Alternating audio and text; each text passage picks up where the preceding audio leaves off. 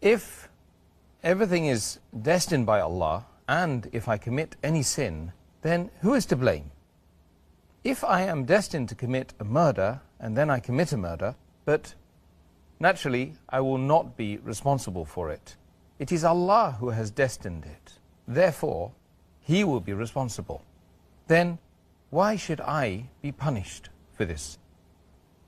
As far as the question of this qadr is concerned, it's a common question asked by Muslims as well as non-Muslims about the qadr of Allah subhanahu wa ta'ala, and it's difficult to understand. I'd like to give an example for people to know that Allah subhanahu wa ta'ala has ilm ghaib, has knowledge of the unseen. He has knowledge of the future. I'd like to give an example that if in a classroom there is a teacher who teaches the students, after 1 year has passed, before the examination, the teacher predicts that this child, he will come first class first. This child, he will get a second class. This child, C, he will fail. And once the examination takes place, and when the results are out, student A gets the first class first, student B, he gets a second class, student C, he fails. Now the question I would like to ask is that just because the teacher predicted that the student C would fail, can the student C blame the teacher saying that because the teacher predicted that I will fail, I have failed? But naturally the answer is no. The teacher predicted the student A will get a first class first because he knew that the student was studious and he was intelligent. Student B, he was an average student. Student C, he used to play hooky, he used to bunk school.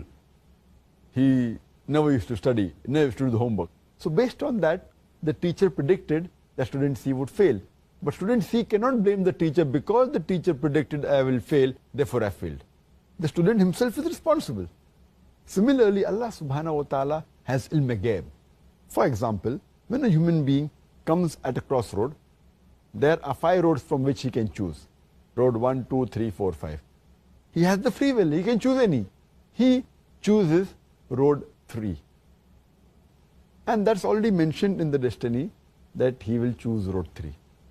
It is not because Allah has mentioned he will choose road 3 that he has chosen road 3. It is because he will be choosing road 3, Allah subhanahu wa ta'ala writes in advance, because he has ilm ghaib, like how the teacher predicts in advance. So Allah knows this person has a choice, he can choose any of the roads from the 5 roads available, but he chooses road 3. So Allah knows in advance he will be choosing road 3, therefore he mentions in the qadr, in the taqdeer, that he will be choosing road 3.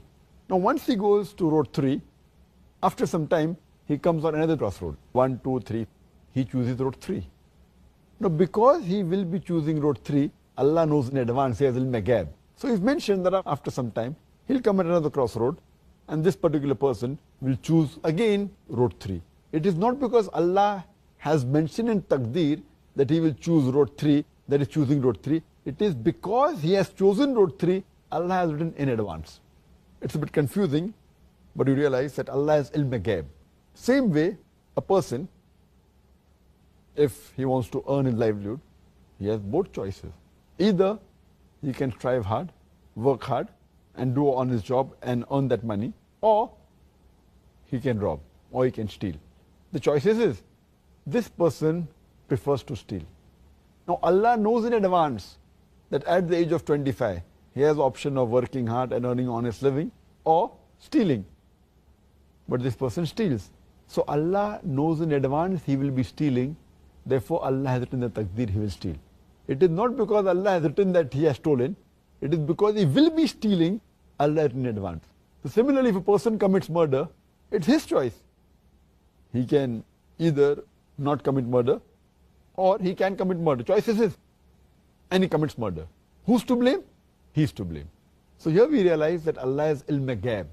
So that's the reason there's a saying in Urdu, there's a very good couplet by Allama Iqbal, which says, खुदी को कर इतना बुलंद कि हर तकदीर के पहले खुदा अपने बंदे से खुद पूछे बताते ही रज़ा क्या है।